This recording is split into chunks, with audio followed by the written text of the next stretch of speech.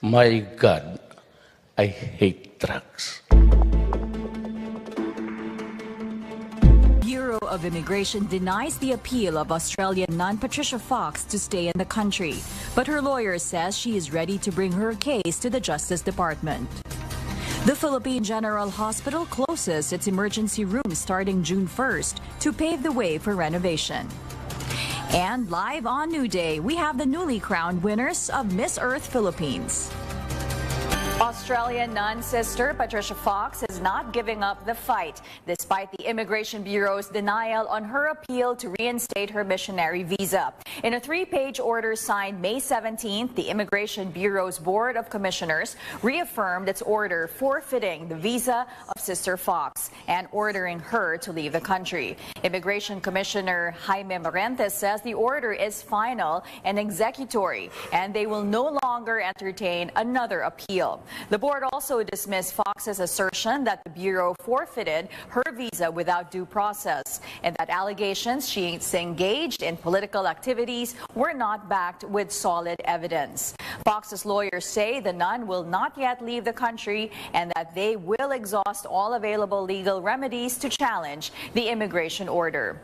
The lawyers explained they will appeal the decision before the Justice Department. Fox's lawyers earlier sought a reversal of the Immigration Board's April 23rd ruling directing her to leave the country within 30 days. That order lapses today.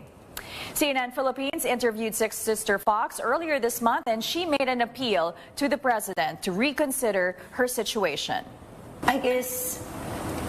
Sana, what I've been doing is trying to be with the people in their cause for justice, for land, for freedom, and Sana, the government will always hear those calls. And personally, Sana, I can say I love being with the people. And even now, we were down in Tagum, among our banana plantations.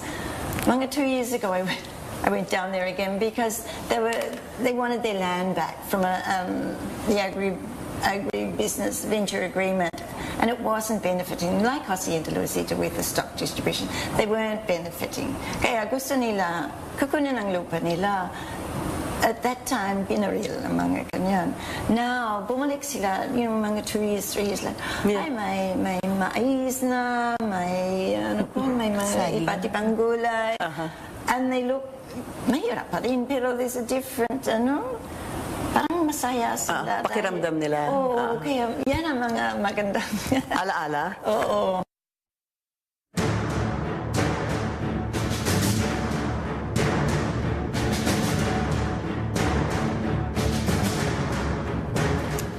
The country marked yesterday 1 year since the beginning of the Marawi siege. The 5-month ordeal left almost 200 soldiers and policemen dead and more than 300,000 people displaced. A year after, Marawi has regained a semblance of normalcy, even as residents face the daunting task of rebuilding from the ruins. Our senior correspondent David Santos tells us how they remember the fiercest battle in the country's recent history.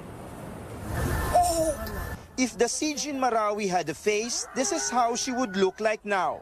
Meet baby Marcia, named after martial law. She was born on board a delivery truck as thousands fled Marawi when war broke out a year ago.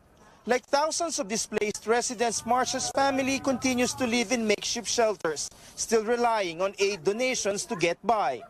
Ang panawagan namin, hustisya sa lahat ng naging biktima ng Marawi siege. Outside the provincial capital, some disgruntled residents demanding access to the former war zone neighborhoods. Sinasabi nila may bomba, wala naman ng bomba dyan. 1 year na. Ang gusto lang namin ng mga ground zero is makawi talaga kami, sir, sa pinanggalingan namin. Their plea directed to President Duterte, who in the past had boasted of his Maranao heritage. Sana, sir, kung tinoon man ka, Diyos nun, papaulihan namin sa mga balay. Dili na ni magwanta na mo. Ang among mga anak, mga masakitan, dili na may kagwanta. Nagtinda, naghingi. Sa buong buhay namin, hindi namin nagawa yun. Pero yung nagawa namin ng mga hubis ay imposible sa buhay namin.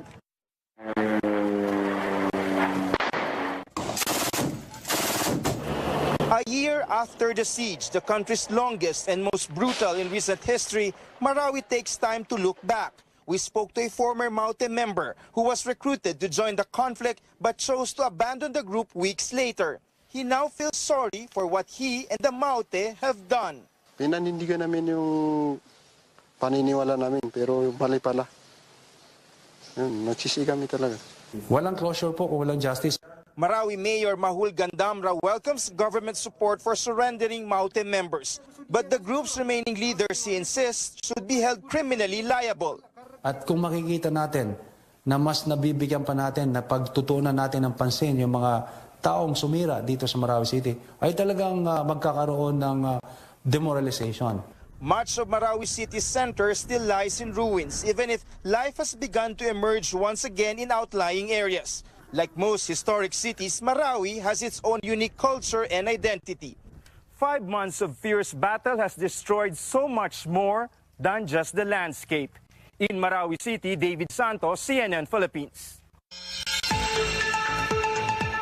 A check on our global headlines. The United States has withdrawn an invitation to China to participate in what has been described as the world's largest international maritime warfare exercise.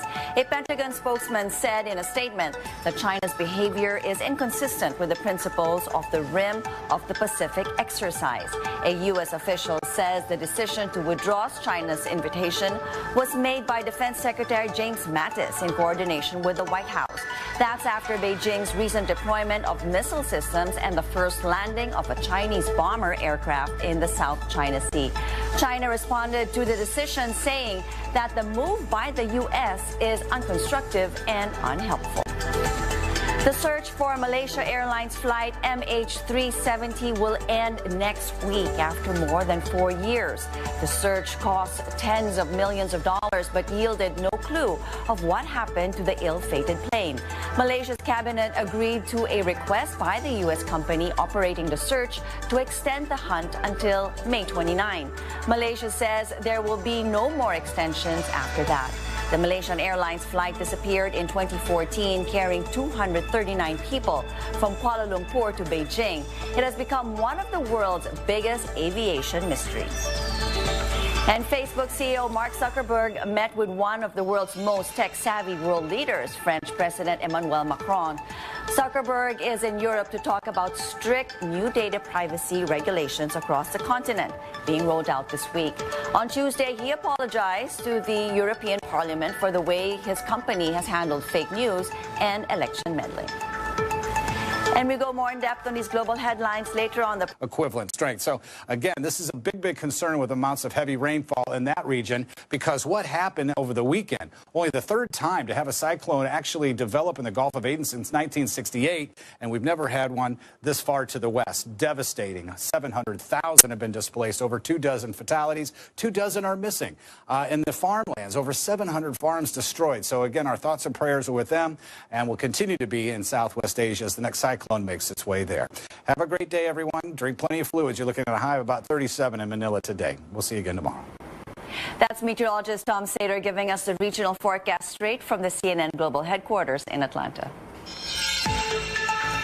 More global stories. The United States has withdrawn an invitation to China to participate in what has been described as the world's largest international maritime warfare exercise.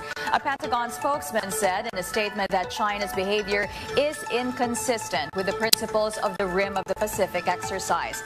A U.S. official says the decision to withdraw China's invitation was made by Defense Secretary James Mattis in coordination with the White House. That's after Beijing's recent deployment of missile systems and the first landing of a Chinese bomber aircraft in the South China Sea. China responded to the decision, saying that the move by the U.S. is unconstructive and unhelpful. A scandal is sparking a national conversation in Nigeria. A university student recorded a conversation with her lecturer where she was asked for sex in exchange for grades. She speaks exclusively to CNN about blowing the whistle.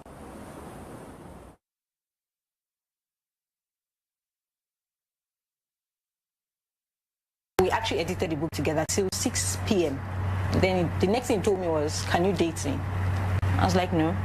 I was like, why? He said, one, I don't date lecturers, and secondly, you're more mature than I am. He said, okay, just rest assured that if you fail, don't come back, need me to help you.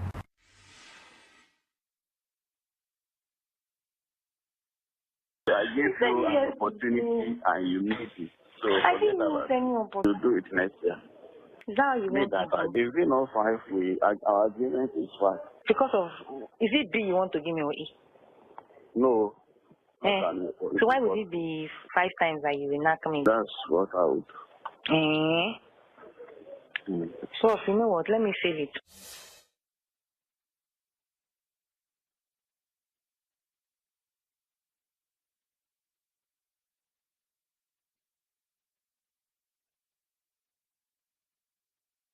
I actually want to empower most women about sexual harassment, since most of them are not, they're scared coming out in public, owning up to it. But I know it happens everywhere, not just in Nigeria. Actually, it happens everywhere in the world. But coming out to speak in public is actually going to empower more women to fight